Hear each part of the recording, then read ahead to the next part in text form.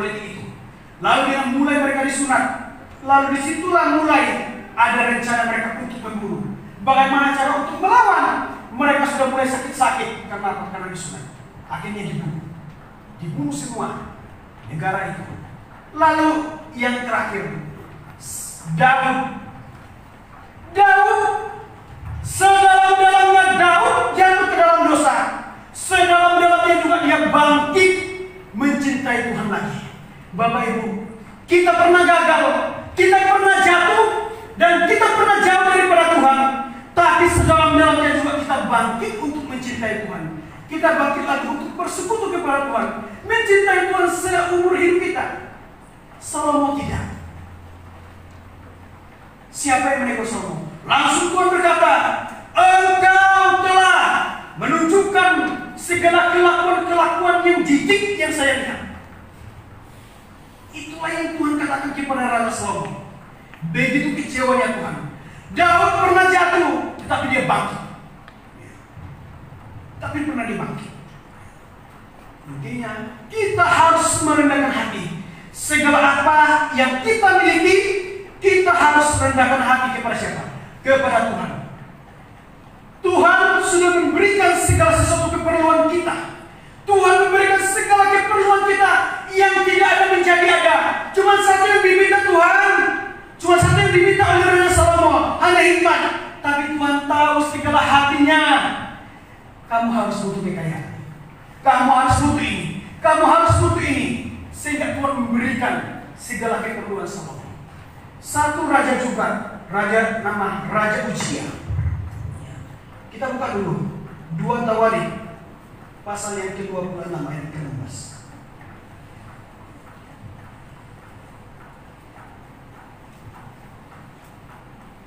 2 Tawarikh pasal yang ke-26 ayat yang ke-16. Kalau saudara saya bacakan bagi kita semua, kita dengarkan firman Tuhan. Setelah ia menjadi kuat, ia menjadi tinggi hati, sehingga ia melakukan hal yang merusak. Ia berbuat setia kepada Tuhan Allahnya, dan memasuki bait Tuhan untuk membakar ukupan di atas mezbah pembakaran ukupan, yang bukan menjadi tugas Uzia diambilnya, yang bukan menjadi tugas sebagainya diambilnya, dikotorinya, merusaknya. Sebab dengan peraturan bangsa Israel, kalau raja harus memimpin umat, kalau imam harus, dia layak membakar ukupan. Dia mulai merasa hebat, merasa sombong segala apa yang Tuhan beri kepada dia. Sejak umur 16 Tuhan pakai dia menjadi raja. Dipakai oleh Tuhan dengan segala kelemahannya menjadi tuan. Salomo dipakai oleh Tuhan dengan segala kelemahannya yang begitu polos, tidak mengerti apa-apa. Dipakai oleh Tuhan menjadi kuat, menjadi hebat, menjadi nomor 1 yang di bangsa Israel. Coba dikatakan, tidak ada hikmat selain dari negara-negara yang lainnya. Hikmat dari Mesir, hikmat dari Babel, tidak ada hikmat yang daripada Raja Salomo. Tidak ada hikmat daripada Salomo. Tapi bagaimana seharusnya? Harus rendah hati. Semakin saya sangat ada ilmu pagi dikatakan, semakin berisi semakin tunduk, semakin berisi semakin tunduk. Artinya tidak ada kekuatan kita untuk berdiri selain daripada Tuhan yang menentukan hidup kita. Bapak Ibu yang terkasih di rumah Tuhan, jikalau kita sudah mulai ragu, kita sudah mulai malas dengan segala apa, mulai pertama kali saya katakan, dosa mulainya bukan apa? Bukan secara langsung, tetapi mulai dengan godaan, keinginan. Jika kita sudah dimulai digoda oleh segala apa? Keadaan, sudah mulai malas berdoa, sudah mulai malas baca firman Tuhan, sudah mulai malas bersekutu, engkau harus mencari Tuhan secepatnya. Yang bukan menjadi tugas, jangan diganggu. Yang bukan menjadi ruang, jangan dibicarakan dalam koridor dalam pelayanan. Yang bukan menjadi ruang, jangan dibicarakan. Harus menjadi ruang ruangnya tertentu supaya kita tidak apa? Supaya kita tidak capek untuk memikirkan segala, pikirkan itu, akhirnya jadi apa? Menjadi penyakit.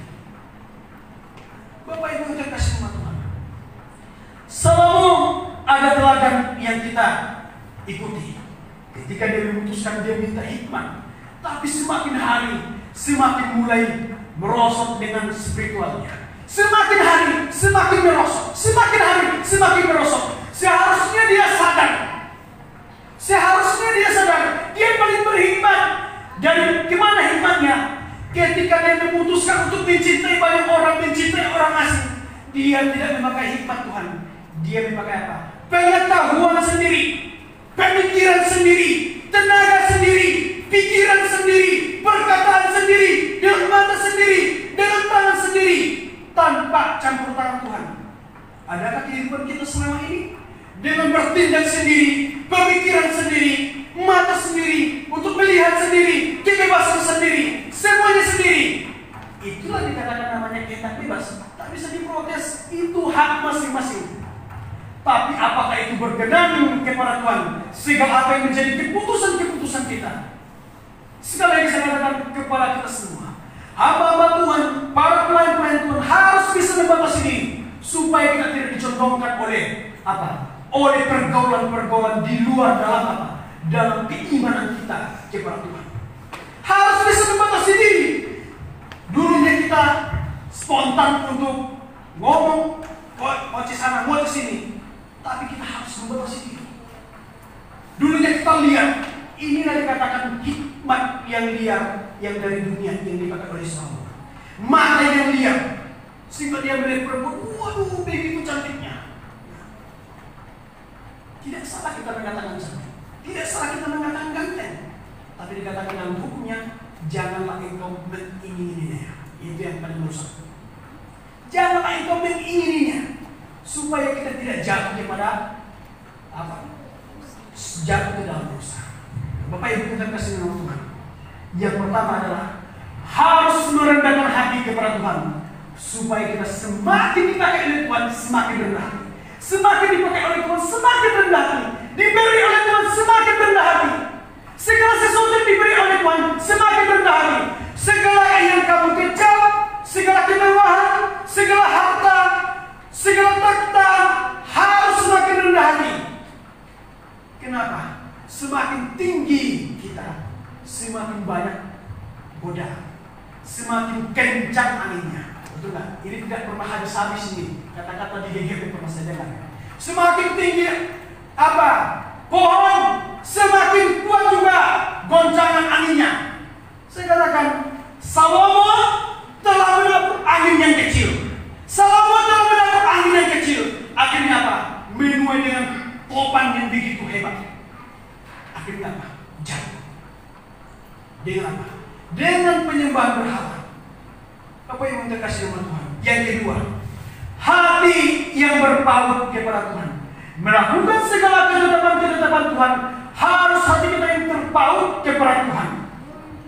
Harus berpaut kepada Tuhan. Berpaut itu apa itu? Berpaut itu adalah sesuatu yang melilit, yang begitu erat, yang begitu ada kaitannya.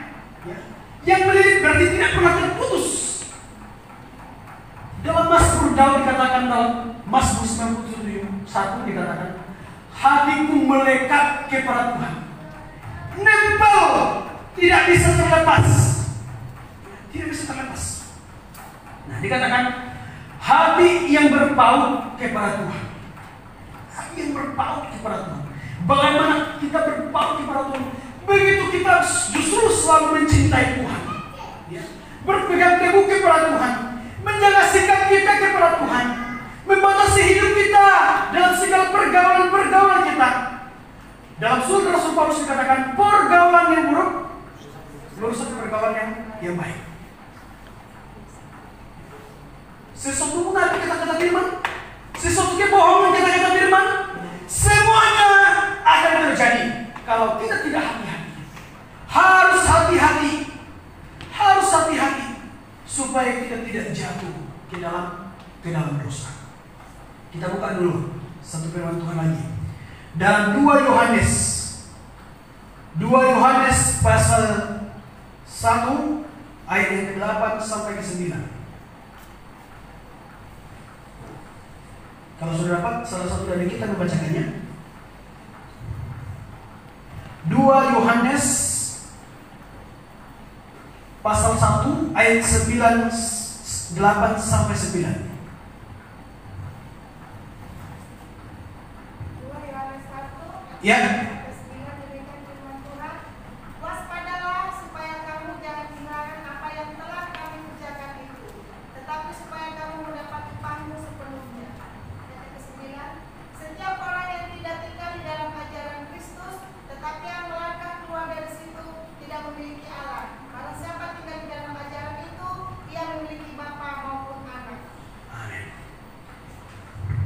Jikalau kita tidak tinggal dalam pengajaran Kristus yang telah memberikan sesuatu keselamatan bagi manusia yang tanpa bayar, kita akan menjadi celaka dalam hidup kita.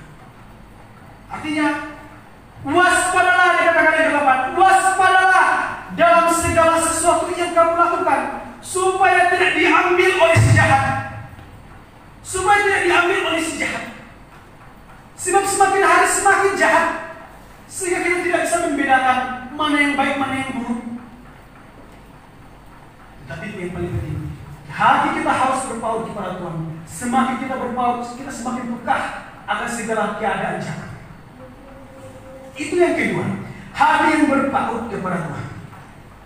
Bukan seperti Salomo ketika dia berpaut, lalu dia mencondongkan hatinya kepada ilah-ilah yang mati. Lalu yang ketiga, bergantung kepada pokok. Kalau berbicara bergantung berarti tinggal di dalam Dia, hidup di dalam Dia, bersekutu di dalam Dia, beriman di dalam Dia, dan bersekutu di dalam Dia. Tinggal di dalam pokok. Jika aku tinggal di dalam Kristus, maka aku harus hidup di dalam Dia. Maka aku harus beriman di dalam Dia. Bukan semata-mata hanya hari ini kita mengatakannya dengan begitu semangatnya. Dengan apa? Dengan karena gairah begitu semangat musik, pujian, penyembahan kita. Hari ini kita mengatakannya, tapi besoknya berubah. Itu bukan iman yang sesungguhnya. Itu bukan sukacita yang sesungguhnya. Tetapi bagi orang Kristen harus tinggal di dalam pokok, bergantung kepada pokok, mengabdikan diri kepada Tuhan. Mengabdikan diri artinya itu adalah sesuatu pendudukan mengabdikan diri, mengerti segala teladan Kristus, mengerti segala teladan para hamba Tuhan di dalam Alkitab. Tidak ada lagi tempat kita mengadu. Tidak ada lagi tempat kita untuk apa? Berseru selain daripada Tuhan. Ketika kita berseru kepada manusia, terbatas adanya. Ketika kita meminta pertolongan kepada manusia, terbatas adanya. Tapi memang betul, ada Tuhan memakai oleh manusia oleh karena segala kebutuhan kita. Tapi yang paling pertama adalah kita jangan pernah mentuhankan segala Tuhan yang diciptakan oleh manusia. HP menjadi Tuhan, Tuhan yang nomor 2, sehingga kita mentuhankan yang segala ciptaan manusia. Buku bisa menjadi Tuhan selain daripada Tuhan yang menciptakan kita. Segala barang-barang bisa menjadi yang kita cintai. Seperti katakan, Allah kita adalah Allah yang cemburu. Allah kita adalah Allah yang adil. Coba bayangkan kalau kita membaca dalam ayat 9 sampai ayat 13. Itu jelas dikatakan, sebab dikatakan karena engkau sudah berlari, lari segala kelakuanmu, lari segala keburukan-keburukanmu, sudah liar segala imanmu, sudah liar segala perkataanmu, sudah liar segala matamu, sudah liar segala persekutuanmu, sehingga kau mencondongkan hatimu kepada ilah-ilah yang mati. Dan hari ini aku akan memecahkan kerajaanmu. Dan disitulah muaranya bangsa Israel dipecahkan menjadi 2 kerajaan, Israel Utara dan Israel Selatan. Kepada siapa diberikan satu? Kepada budak. Kepada budaknya siapa? Yoream. Dan anaknya adalah Rehabiam, yang masih dia ingat Tuhan itu adil. Tapi bukan zamanmu Salomo, bukan zamanmu saya koyakkan kerajaanmu. Tapi karena aku mengingat, karena ayam Daud yang begitu setia kepada Tuhan. Tapi zaman anakmu akan kukoyakkan. Jikalau kita tidak setia kepada Tuhan, semua dalam kehidupan kita dengan segala waris, segala anak dan waris kita, kalau kita tidak sungguh-sungguh hidup dalam Tuhan, kita akan terima segala sekian. Ketika kita sudah jatuh sakit. Kalau sudah jatuh, dulunya kita begitu bersukacita, dulunya kita begitu bersenang-senang. Bisa kita bersenang-senang, tapi kita harus tahu, bersenang-senang apakah itu bersenang-senang dengan kehendak Tuhan? Bersenang-senang apakah itu suatu ketetapan Tuhan? Atau kesenangan kita hanya karena daging? Sesuatu perkumpulan boleh berkumpulan, tetapi bukan perkumpulan gosip di dalamnya. Sesuatu hubungan kita kepada Tuhan bukan sesuatu hubungan untuk membangun suatu geng. Sesuatu bertentangan dengan Alkitab. Sebab Alkitab mengatakan semua yang dilakukan adalah jahat di mata Salomo, di mata Tuhan. Segala yang dilakukan oleh Salomo adalah jahat. Bapak Ibu yang terkasih dalam Tuhan, jika kita sudah mencintai banyak sesuatu yang tertumpuk di dalam pikiran kita, kita harus minta ampun kepada Tuhan. Segala yang kita kecap, segala kebaikan Tuhan, kita harus syukuri. Baik kurang atau lebihnya, kita harus syukuri. Hamba Tuhan juga harus bisa menengok ketika Raja Herodes mencintai, ketika dia mengambil istri saudaranya Herodia. Hamba Tuhan oleh Yohanes Pembaptis ketika masuk pesta-pesta mereka, apa dikatakan? Engkau sangat jahat Herodes, karena engkau telah mengambil istri saudaramu. Begitu paluka Herodes ketika dia ditegur begitu banyak. Aku ini raja loh, R-A-J-A, raja.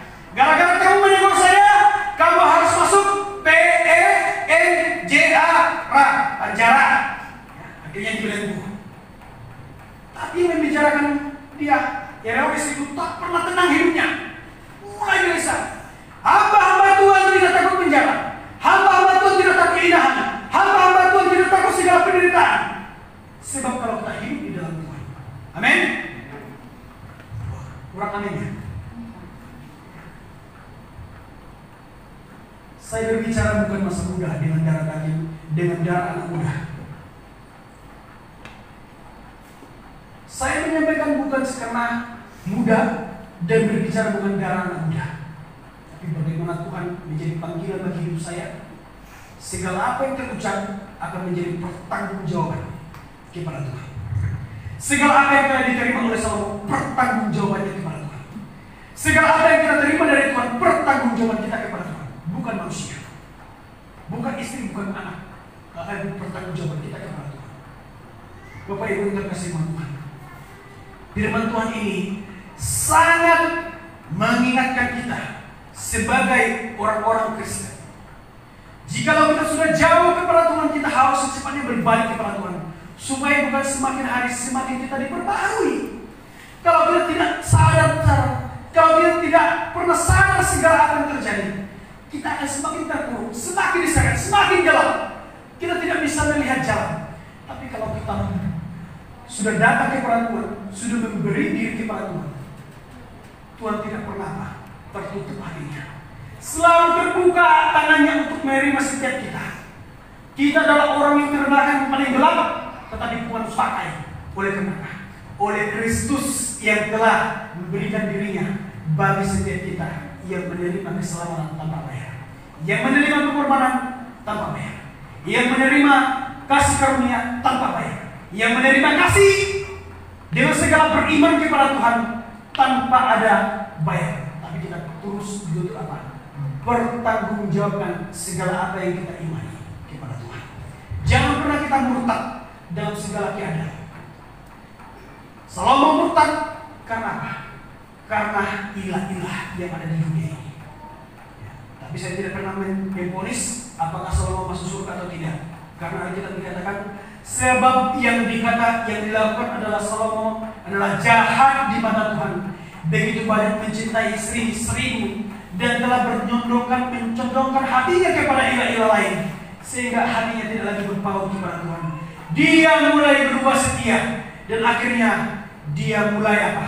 Mulai mengikuti sesuatu ajaran-ajaran doktrin-doktrin yang salah kepada bangsa-bangsa lain. Sekali lagi, bagi anak muda, jangan pernah kita mencoba-coba untuk apa? Mencintai yang salah. Jangan mudah tergoda dalam segala keadaan. Tapi haruslah berprinsip memegang iman kita kepada Tuhan. Tidak ada yang miskin kepada Tuhan. Tidak ada yang miskin kepada Tuhan. Kalau kita meminta kepada Tuhan, maka Tuhan akan memberi. Tuhan kita bukan Tuhan yang pelit, tapi Tuhan selalu mempertimbangkan dan melihat segala hati kita, segala keperluan kita. Tuhan itu maha tahu segala semuanya. Cuma karena kita tidak sabar untuk menunggu dan mengharapkan. Tetapi hendaklah kita senantiasa merendahkan hati kepada Tuhan, berbahu hati kita kepada Tuhan, dan tinggal di dalam Dia, bersekutu di dalam Dia, beriman kepada Dia.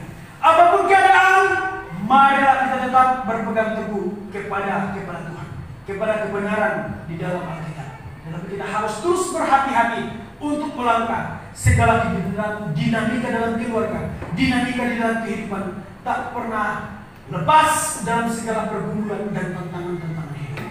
Tapi terus kita beriman kepada Tuhan dan meyakini bahwa Tuhan selalu berperkara di dalam hidup kita. Amin.